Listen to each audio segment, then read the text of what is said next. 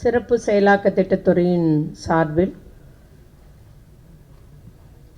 தமிழ்நாடு பெண்களுக்குரிய வேலைவாய்ப்பு மற்றும் அவருடைய பாதுகாப்பிற்கான இந்த திட்டத்தை பற்றிய கருத்து பட்டறை, இந்த கருத்து ஒர்க் ஷாப், இந்த கருத்தரங்கம் அல்லது கருத்து பட்டறை நிகழ்ச்சியிலே உரையாற்றி அமர்ந்துள்ள சமூக நலன் மற்றும் மகளிர் உரிமைத்துறையுடைய செயலர் திருமதி ஜெயஸ்ரீ முரளிதரன் ஐஏஎஸ் அவர்களே, மற்றும் இந்த நிகழ்ச்சியிலே ஒருங்கிணைந்து செயல்பட்டு வரும் சிறப்பு செயலாக்க திட்டத்துறையினுடைய அரசு செயலர் திரு தாரேஸ் அகமது ஐஏஎஸ் அவர்களே, மற்றும் தொழிலாளர் நலன் மற்றும் திறன் மேம்பாட்டுத்துறையினுடைய அரசு செயலர் திரு வீரராகவ ஐஏஎஸ் அவர்களே, மற்றும் இந்த நிகழ்வை ஒருங்கிணைத்துள்ள இந்த டிஎன்வி சேவ் ப்ராஜெக்டினுடைய இந்த திட்டத்தினுடைய திட்ட இயக்குனர் திரு பிரதாப் ஐஏஎஸ் அவர்களே, மற்றும் இந்த நிகழ்ச்சியை ஒருங்கிணைத்து வரும் சுஜாதா அவர்களே, மற்றும் இந்த நிகழ்ச்சி கலந்து கொண்டுள்ள பல்வேறு அவர்களுடைய கருத்துக்களை பகிர்ந்து கொள்ள வந்துள்ள உயர் அதிகாரிகளே மற்றும் வழக்கறிஞர் உள்ளிட்ட பல்வேறு சிறப்புரையாளர்களே, பத்திரிகை மற்றும் ஊடகத்துறை நண்பர்களே, உங்கள் அனைவருக்கும் அன்பான வணக்கத்தை தெரிவித்துக் கொள்கிறேன். இன்று விவாதிக்கப்படும் இனங்களாக இந்த கருத்தரங்கத்தில் முதலாவதாக அந்த பணிபுரியும் இடங்களில் பெண்களுக்கு எதிரான அந்த பாலியல் துன்புறுத்தல் சட்டம் 2013 அதை முறையாக செயல்படுத்துவது, எல்லா பணிபுரியும் பெண்களுக்கும் அது பற்றிய விழிப்புணர்வு ஏற்படுத்துவது, எல்லா நிறுவனங்களிலும் பெண்களுக்கு பாதுகாப்பை உருவாக்கி தருவது என்ற ஒரு நோக்கிலே ஒரு விவாதம். அதுபோல தமிழ்நாடு மாநில மகளிர் கொள்கை நம்முடைய மாண்பு முதலமைச்சர் அவர்களால் 21/2/2024 அன்று வெளியிடப்பட்ட அந்த மகளிர் கொள்கையை பற்றிய ஒரு விவாதம். இன்னும் அதை எந்த மாதிரி நாம் செயல்படுத்தலாம், எந்தெந்த துறைகளை அதில் ஈடுபடுத்தலாம் அப்படின்ற மாதிரி ஒரு விவாதங்கள் இந்த 2 தலைப்புகளிலே இன்றைக்கு இந்த கருத்து பட்டறை நடப்பது நிச்சயமாக சிறப்பு செயலாக்க திட்டத்துறையினை நிர்வகித்து வரும் நம்முடைய மாண்பு துணை முதலமைச்சர் அவர்களுடைய எண்ணப்படி, அவருடைய ஆலோசனைப்படி இந்த நிகழ்வுகள் இன்று நடைபெற்று வருகிறது.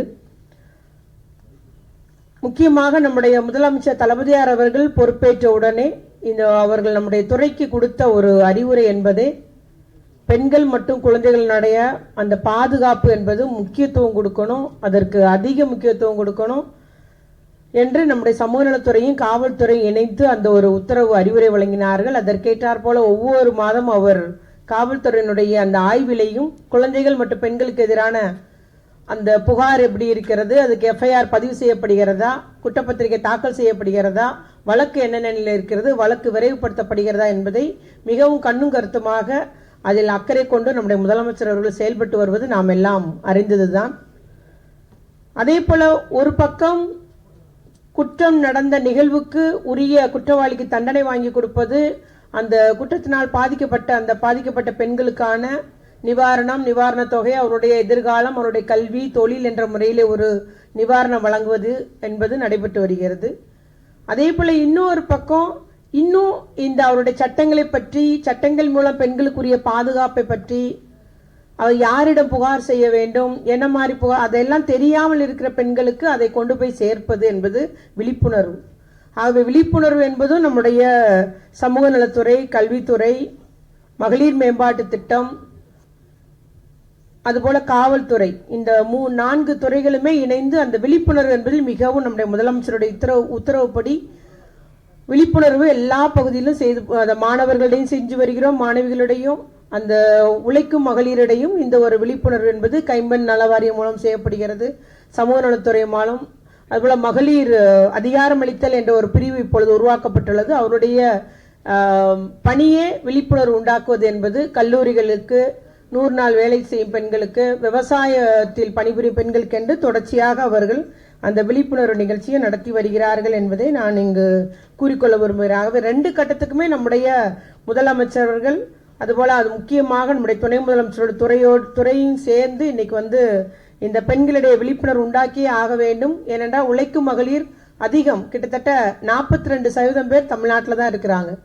அகில இந்திய அளவில் பணிபுரியும் பெண்கள்ல 42% பேர் தமிழ்நாட்டில் இருக்கிறாங்கன்ற போது நம்ம அந்த காலத்திற்கு ஏற்றவாறு அவர்களுக்கு பாதுகாப்பு வழங்குவது நம்முடைய கடமையாக இருப்பது அறிந்து முதலமைச்சர் அவர்கள் யார் என்ன கருத்து சொன்னாலும் அதன் பலன் நிச்சயமாக பெண்களுக்கு பலன் தரக்கூடியதாக இருக்கும். நிச்சயமாக தமிழ்நாடுடைய வளர்ச்சிக்கு உரியதாக இருக்கின்றால் உடனடியாக அதை ஏற்று அதை அமல்படுத்துவது என்பது நம்முடைய முதலமைச்சரோட எண்ணமாக இருக்கிறது. அதன் மூலம் தான் இப்பொழுது சென்னையில் 250 பிங்க் ஆட்டோஸ் வழங்குறோம்னு சொல்லியிருக்காரு.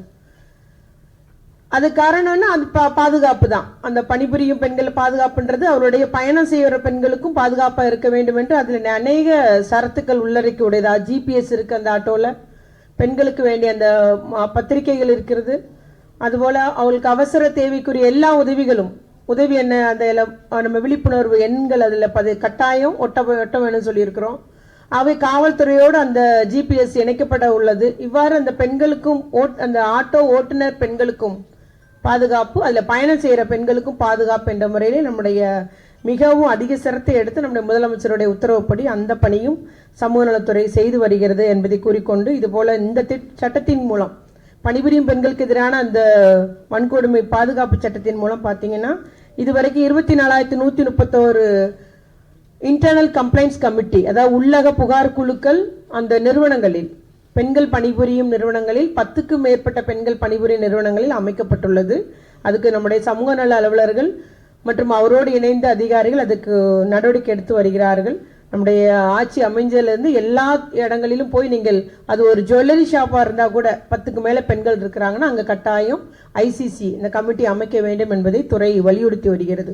அதுபோல் இதுவரைக்கும் 5498 அந்த பாக்ஸஸ், பிங்க் பாக்ஸ்ன்னு சொல்கிறோம், இல்லை சேஃப்டி பாக்ஸ்ன்னு சொல்லலாம். அதுதான் செக்ரட்டரி மேடம் பேசும்போது சொல்லிட்டு இருந்தாங்க. அந்த பாக்ஸ் பெண்கள் எளிதில் அணுகக்கூடியதாக ஒரு இடத்துல வைக்கணும். பாக்ஸையும் வச்சுட்டு சிசிடிவியும் வச்சுட்டாங்கன்னா யாரும் போய் புகார் பண்ண மாட்டாங்க. ஏன்னா முதலாளிக்கு எடுத்து புகார் சொல்லிட்டு அந்த இடத்துல பணி செய்ய முடியாது. ஆகவே அந்த சேஃப்டி முக்கியம். அதனால் அந்த ஒரு இடத்துல வைக்கணுன்றது எங்களுடைய துறை அலுவலர்கள் நேரே போய் கண்காணிக்கிறாங்க. பெண்கள் எளிதில் அணுகக்கூடிய ஒரு இடமா இருக்கணும். அவர்கள் லஞ்ச் சாப்பிட்ற இடமா இருக்கலாம், இல்லை ரெஸ்ட் ரூம் பக்கத்தில் போகலாம். ஆனால் அதுக்கு சிசிடிவி இருக்கக்கூடாது அந்த பிங்க் பாக்ஸுக்குன்றதையும் துறை வலியுறுத்தி வருகிறது. அதனால் எங்கே ஒரு பிரச்சனைனாலும் சரி தைரியமாக பெண்கள் புகார் தர முன்வருங்கள். உங்களுடைய புகாரின் மீது நடவடிக்கை எடுக்க இந்த அரசு, தளபதியாரின் அரசு தயாராக இருக்கிறது என்ற செய்தியை தான் நம்ம பெண்களுக்கெல்லாம் தொடர்ந்து அளித்து வருகிறோம். அதுபோல சில இடங்கள்ல பார்த்தீங்கன்னா பிற மாநிலத்தவர் இருக்கிறாங்க. அப்போ பிற மாநிலத்தவர்களுக்கு அவங்க மொழி தெரிஞ்ச பெண்களையும் நம்ம அந்த கமிட்டியில் போட சொல்கிறோம், இன்டர்னல் கமிட்டியில். அதே மாதிரி முதலாளிக்கு ஒரு ஒரு ஒரு வேண்டிய ஒரு பெண்ணை மட்டும் வைக்கக்கூடாது. யார் வில்லிங்காக இருக்காங்களோ எல்லாராலையும் நிர்வாகம் பண்ண முடியாது. இன்டர்னல் கம்ப்ளைண்ட்ஸ் கமிட்டி ஒரு புகார் வந்தால் என்ன செய்யணும் எல்லாருக்கும் தெரியாது. ஆகவே யார் முன்னெடுத்து செல்ல தைரியமாக வர்றாங்களோ அவங்கள அதில் பண்ணி அந்த குழுவில் நேமிங்க அப்படின்றதையும், நீங்கள் யாரையோ உப்புக்கு சப்பா போட்டு வைக்கக்கூடாது, நேம் சேக் வைக்கக்கூடாது, பேரளவுக்கு போடக்கூடாது, செயல்படக்கூடிய பெண்களுக்கு வாய்ப்பு கொடுங்கன்றதையும் நம்ம இந்த நிறுவனங்களுக்கு வலியுறுத்தி வருகிறோம். அதே போல் நம்ம யூஎன் உமனோடையும் சேர்ந்து திருப்பூர், அந்த கோவை, அந்த ஈரோடு பகுதிகளிலையும் ஒரு பெரிய ஒரு விழிப்புணர்வு எல்லா நிறுவனங்களிலும் இந்த committee, internal committee, complaints committee வைக்கிறதுக்கும் நம்ம நடவடிக்கை எடுத்து வருகிறோம்.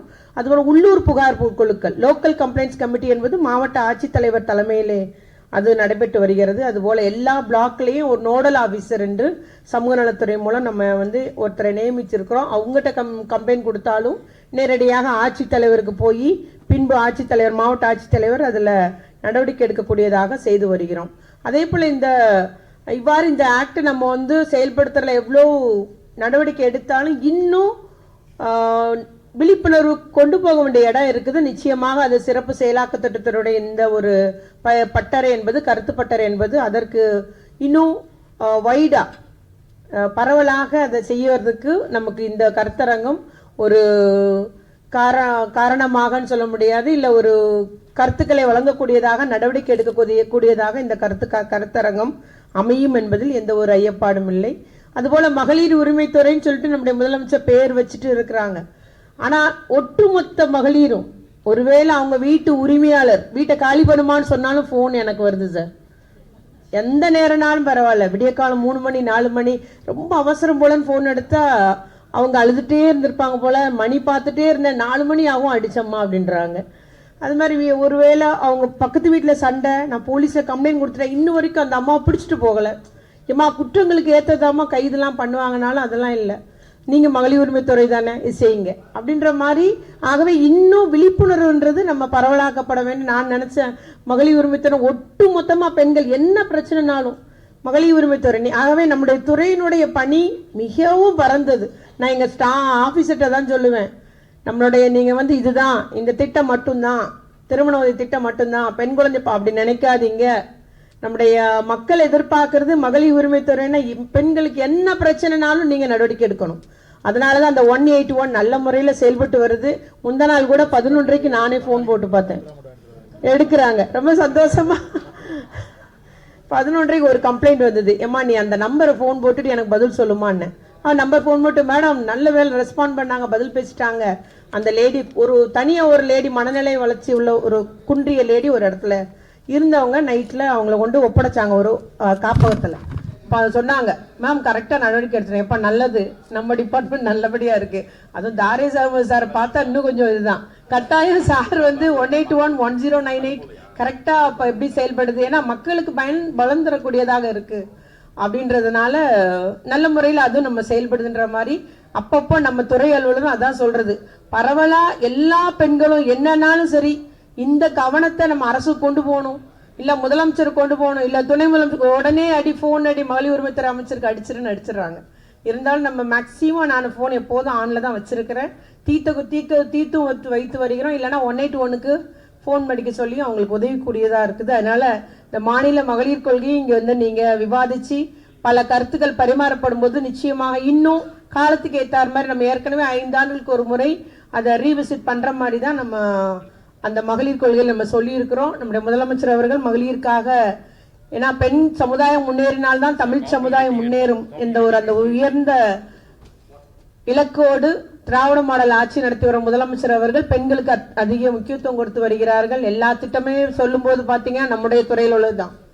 புதுமை பெண் திட்டமா இருந்தாலும் சரி, தமிழ் புதுவன் திட்டமா இருந்தாலும் சரி, காலை உணவு திட்டமா இருந்தாலும் சரி, எல்லாமே மக்களுக்கு மகளிர் உரிமை தொகை எல்லாமே பெண்கள் பயன் தரக்கூடியதாக நம்முடைய முதலமைச்சர் குறிப்பாக தொழில் முனைவோர் பெண்கள் தொழில் முனைவோர் அந்த சிறு குறு தொழில் அந்த துறையின் மூலம் சரி, இல்ல தொழில் முனைவோர் உருவாக்க வேண்டும் என்றும் மகளிர் மேம்பாட்டு திட்டம் மூலமும் அதிக நடவடிக்கை எடுத்து வர்றாங்க. அதனால எனக்கு ரொம்ப ஆச்சரியமா இருக்கும் சார், நீங்க அது மாதிரி கொடுக்குற உங்களுடைய நம்முடைய முதலமைச்சர் துணை முதலமைச்சர் டிபார்ட்மெண்ட்ல இருந்து கொடுக்குற பணத்தை பாத்தீங்கன்னா அந்த மகளிர் குழுக்கள் தொழில் தொடங்க 20 லட்சம் 30 லட்சம். ஆகவே ஆச்சரியமா இருக்கும். ஆனா நிச்சயமாக பெண்கள் தொழில் தொடங்கணும்ன்றதையும் நீங்க கட்டாயமாக அவங்கள ஃபாலோ பண்ணி அவங்களுடைய அதிகாரிகள் அதை செய்து வருகிறார்கள்.